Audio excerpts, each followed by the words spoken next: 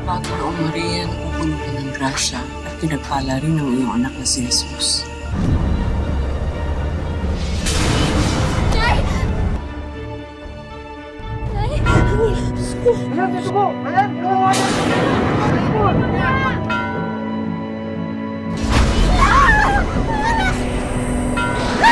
Iwan mo ako!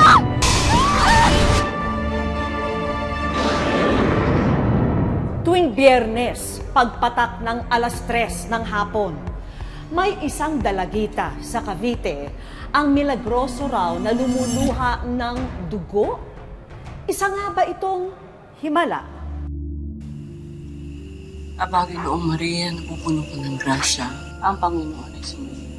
Bukod kang pinagpala sa babaeng lahat at pinagpala rin ang iyong anak na si Jesus. Santa Maria, Ina ng Diyos, kami.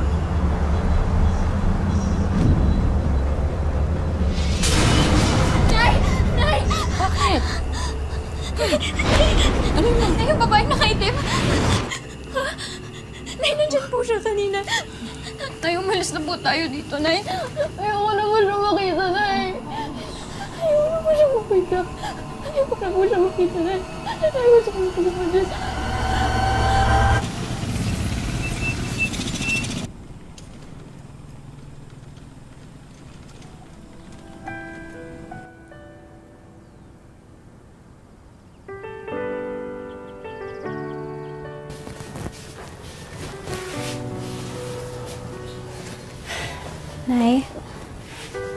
Nay, pasensya na po ah. Dahil po sa akin, napilitan po tuloy tayong lumipat. Gumastos pa po tayo, wala na nga tayong pera. Anak naman, ikaw ang pinakamahalagang tao sa akin. Lalo na nung iniwan tayo ng tatay mo para sa ibang babae, ikaw na naging mundo ko. Wala akong hindi gagawin para sa'yo.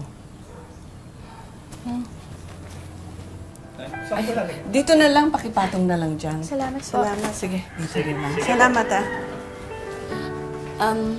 Anak, huwag mong intindihin yung gastos ha. Yung eskwelahan na papasukan mo, doon na rin ako magtatrabaho. Mukhang maswerte itong nilipatan natin eh. Ha? Sana nga po. Anak, lumipat na tayo, malayo na tayo doon. Hindi niya na tayo masusundan. Ha? Magandang araw. Pasensya na. Pasensya na. Ako si Linda. Anak ko si Brian. Ay, tuloy kayo, tuloy. Salamat, salamat. Taga dyan lang ako sa kanto. Nakita ko mga bago kayo dito, kaya minabuti kong makipagkilala sa inyo. Hindi nyo kasi natatanong, pero ako kasi yung manggagamot dito. Lahat ng mga taong may sakit, sa akin pumupunta. Ako nagtatawo sa kanila, lahat napapagaling ko. Maski yung ulam. Kasi hindi natin alam, di ba? Dito sa bayan, kung ano pwede mangyari.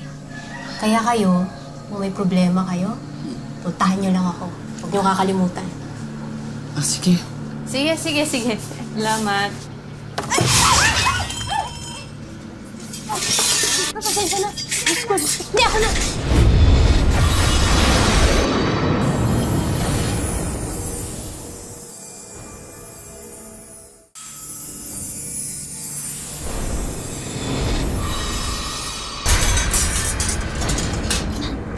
Okay lang po, sorry. Ako na. Bakit po? Wala.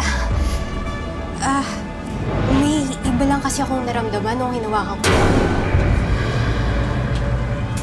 Napitin ka ba? Anong lapitin? Hindi, ang ibig ko sabihin, kung may third eye ka ba?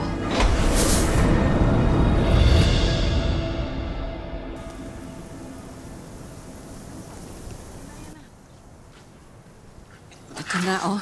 Ang tagal naman po niya. Pasensya na. Ano pa po kami Ay! Ano ba naman yan, Aling Christina? Naku, anak. Pasensya na, anak. Tama na! Tama na! Tama na! Nakakainis kasi! kasi, tignan mo naman. Sorry. Basang-basa na ako, hindi na. Hoy! Ano ginagawa mo sa nanay ko? Ako pa? Nakita mo nga, Nicole, basang-basa ako.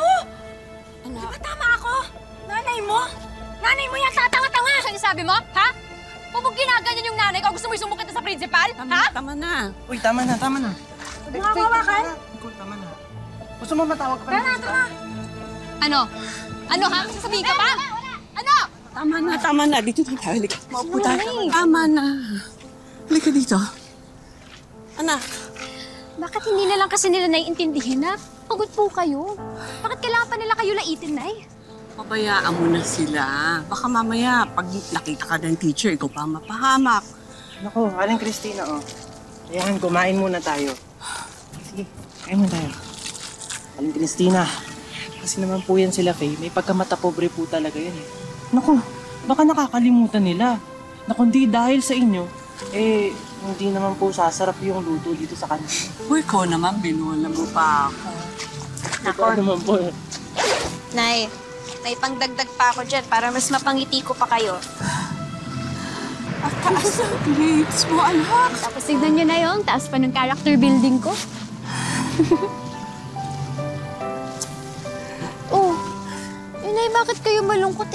Di ba dapat masaya kayo kasi ang tataas ng grade ko? Hindi ako malungkot. Masaya ako dahil sulit yung pagod ko. Alam mo, anak, lahat titiisin ko para lang sa kinabukasan mo, ha? Kaya ipagpatuloy mo to, ha? Itong mabuti mong pag-aaral, ha? Love you, Nay. Mahal na mahal ko to.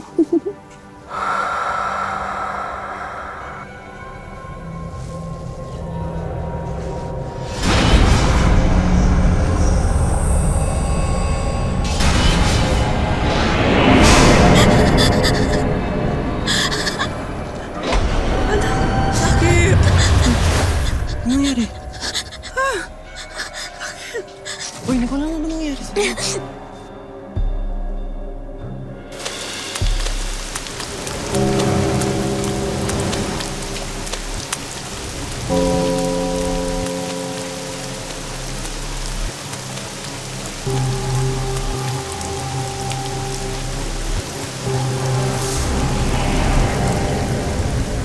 Ikaw!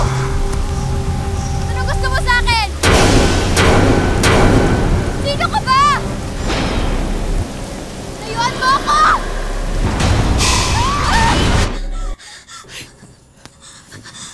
Anak, nananaginip ka. May bumalik na po siya. Sino? Babaeng nakaitim. Ay, Diyos ko.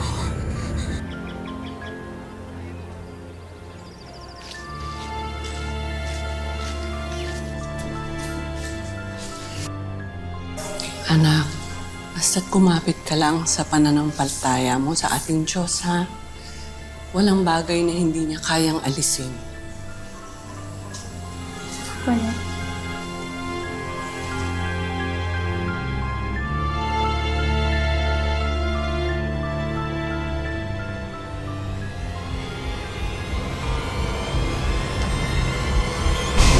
Diyos ko. Nay? Nay? Diyos ko.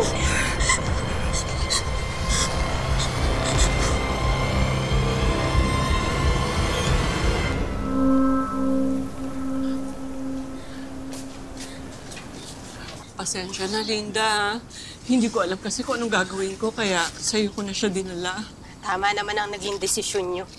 Wala pa akong hindi napapagaling dito sa bayan na to.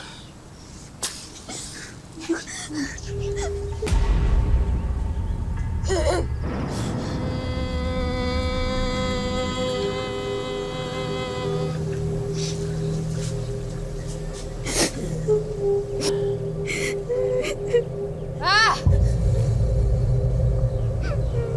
Nay, ano po nangyayari kay Nicole?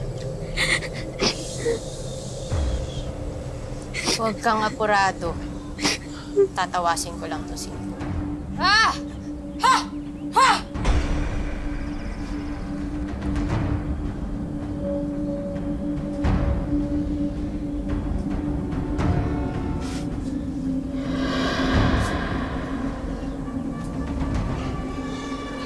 Linda, sabi sa akin ng anak ko, nakakakita daw siya ng babaeng itim.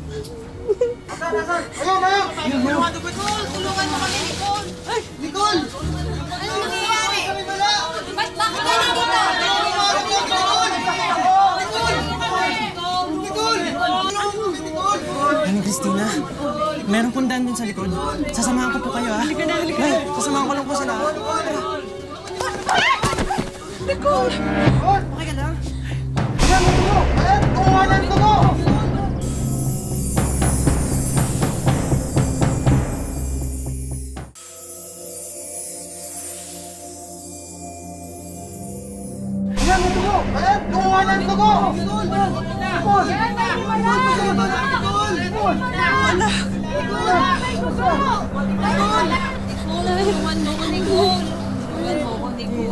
Wag! Layuan niyo nga anak ko! May mga anak ako! Tama na! Nicole, parang awa ko na! Tama na! Tama na! Tama na! Hayaan niyo kong ipahid ko sa anak niyo yung banyo ko.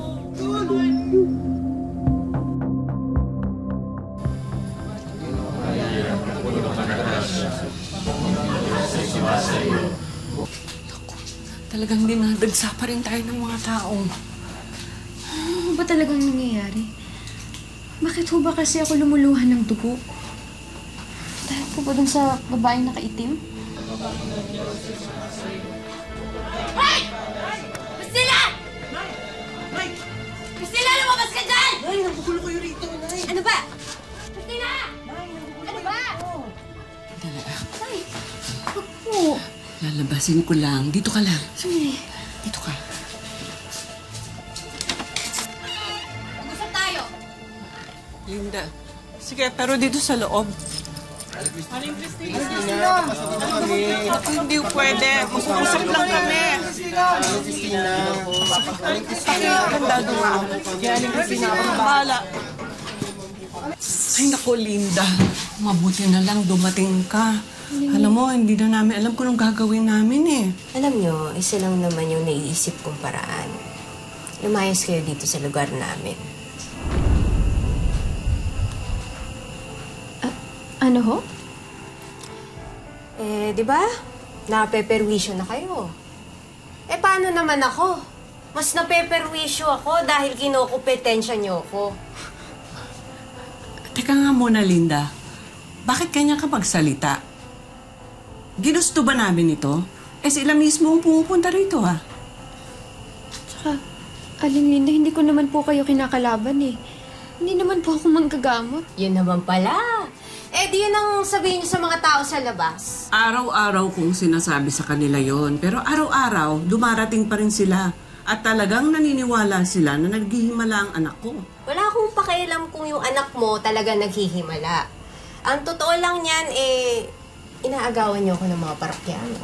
Huwag niyo hintayin na ako yung maghanap ng paraan para mapalayas kayo. Nay! Ryan, halika na! Pasensya na po. Ryan!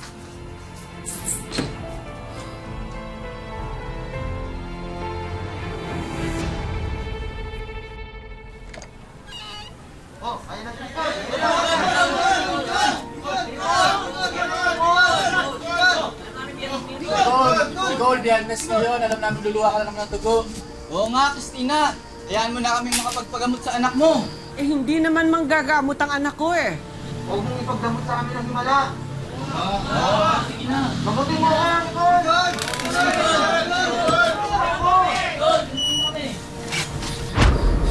Ate, kaya mo pa ba? Okay ka pa ba? Gusto ko lang makalapit sa kanya. Nicole, tulungan mo ako. Parang awa mo na. Hirap na ako. Nicole.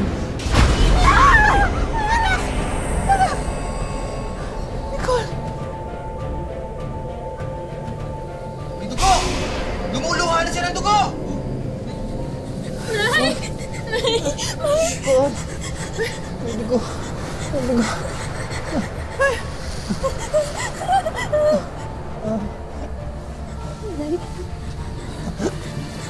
Lupe!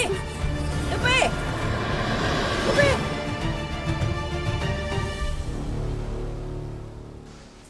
Anong nangyari? Akala ko ba naghihimala yung bata? Papagubot daw sana si Lupek. Kaso namatay. Kasi may sa demonyo yung batang akala nyo nagmimilagro. Yun naman talaga ang nakita ko nung tinatawas ko si Nicole.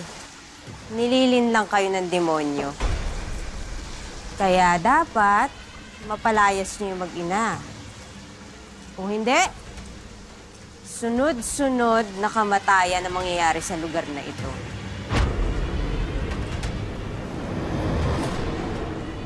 Lumabas ka, salot!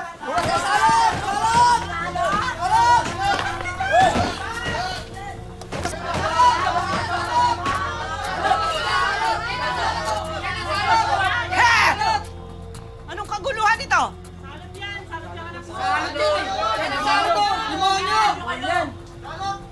Diba? Sabi ko naman sa'yo. Umalis na kayo dito. Oh, ngayon, yung mga tao na ang nakaalam, kayo ang salot dito sa lugar namin. Ikaw, Linda. Ikaw ang may pakanaan nito, no? Ay, tama na po. Huwag niyo na po silang patulan. Hindi! Walang hiya itong babaeng to eh! Walang hiya! Ako ang walang hiya! Oo! Ako ba pumatay kay Lupe? Ako ba? Eh, di ba yung anak mo? Yung anak mo, nakampun ng demonyo! Hayop ka na! Hindi demonyo ang anak ko!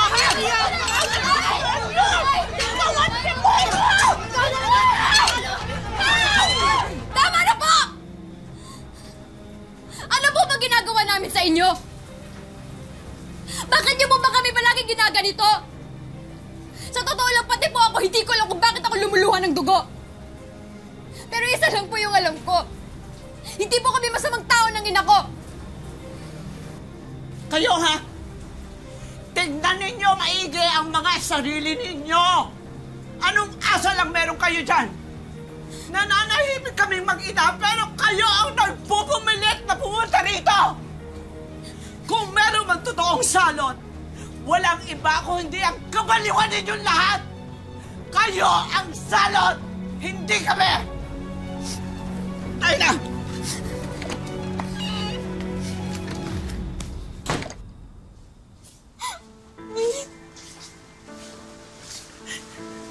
Ay, sorry po. Dahil po sa akin kaya nangyayari na ito lahat sa atin eh.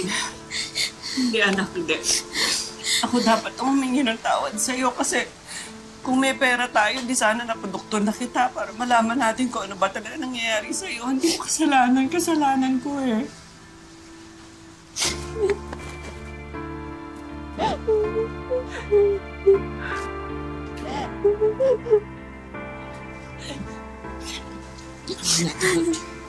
Saglit ha. Kukuha na kita ng tubig ha.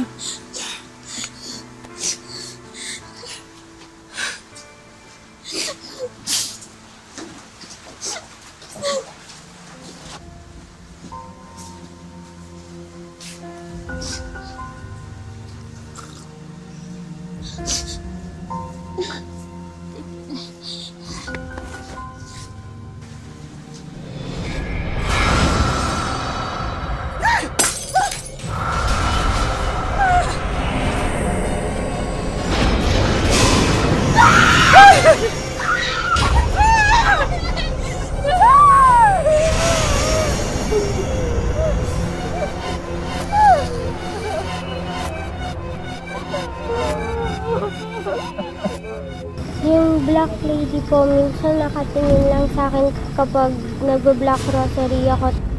Natural bilang ina, matatakot po talaga ako. Sa unang pagkakataon, isang espesyalista sa mata ang magbibigay linaw kung ano nga ba ang dahilan ng pagluha ni Nicole ng dugo. Meron tayong term no, na hemolacria. No? In short, tearing of blood. I would recommend for further testing. Kung sino ka mang andito sa paligid namin, pwede mong gamitin ang aking mga baraha. Indication nito ay masama. Gusto siyang angkin. Ang mapapayo ko ngayon, Nay, ay turuan niyo magdasal si Nicole, no? Ngayong nagkaroon na ng linaw ang tunay na dahilan sa pagluha ng dugo ni Nicole, ang kabuhayan naman ng mag-ina ang paliliwanagin natin. Pero para sa safety ni Nicole, ngayong panahon ng pandemya, minabuti namin na si Nanay Tina lang ang papuntahin dito sa aming set. Hello, Hi, Nanay Tina! Nako, welcome sa Wish Ko Lang. Ano yung nararamdaman nyo pag tinutukso si Nicole? Masakit po talaga, ma'am. Kasi po sa ngayon po kasi yung anak ko, nasa bahay lang siya. Halos ayaw lumabas. Gusto nyo buksan kung anong surprise nyo? Tanan! Diba, Nay, naghahanap talaga kayo ng mapagkakakitaan. Tignan nyo naman yung bigasan business. Lahat ng klase ng bigas, Nay, nandyan, present. Salamat po. Pati yung weighing scale, lahat ng gagamitin nyo sa negosyo nyo, nandyan na lahat. Salamat po ng maraming, ma'am. Pwede na kayo mag-start ng inyong sariling cupcake business. Meron kayong beauty business. O, di ba? Salamat po, ma'am. Yan. Gagawin ko po lahat po ng paraan, ma'am, para mapalago po yung binigay ninyo sa amin. At meron pa yung karugtong dahil may mga surprise din tayo para kay Nicole. Full scholarship para sa kanya galing sa LPU Batangas. Para sa kanya ito, college scholarship para sa kanya. Salamat po, Oo, kasi alam ko masipag na bata yun eh. And of course, ang pinaka-importante sa lahat, sasagutin na ng Philippine Academy of Ophthalmology ang examination, mga diagnostic test, at iba pang mga treatment ng mata ni Nicole para sa tuloy-tuloy niyang paggaling. Nay, may pahabol pa ako. Wish ko lang savings para sa inyo. Maraming salamat po. Literal na madugo at mahirap ang naging mga pagsubok kina Nanay Tina at Nicole. Pero ngayong nabigyan na ng linaw ang misteryong pinagdaanan nila, handa na ang mag-ina na muling bumangon at magsimula sa buhay. Mga kapuso, lagi po natin tatandaan, hanggat hindi tayo napapagod, humiling at maniwala, hindi rin tayo mapapagod lumaban sa buhay. Ako po si Vicky Morales at ito po ang bagong Wish Ko Lang. Mga kapuso, nagustuhan nyo ba ang episode ng Wish Ko Lang ngayon? Kayo, ano po ang kwentong wish nyo? I-comment na po yan sa aming official Facebook page at baka kayo na ang manalo ng Bigasan Business.